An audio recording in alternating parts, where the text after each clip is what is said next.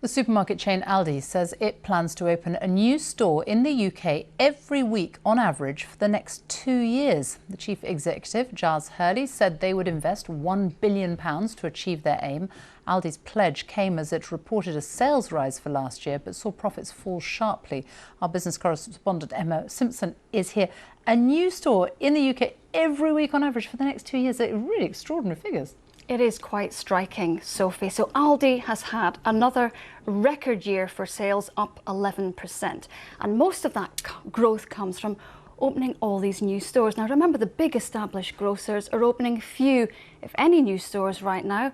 As you say, Aldi has been opening one on average a week, and the rate is set to continue. But of course, that investment has put a big dent in its profits, as well as having to cut prices to maintain its competitive edge. Now, I've been speaking to the CEO, and he told me he was confident about Aldi's long-term strategy. Over the next 2 years, we're going to invest a further £1 billion in the UK. Shows very much our intent and the fact that our business is extremely sustainable.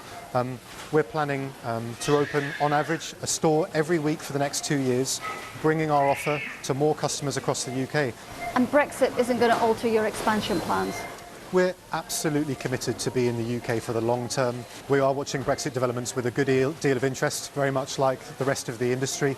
And we would welcome more certainty and clarity over what our future trading relationship with the EU will be.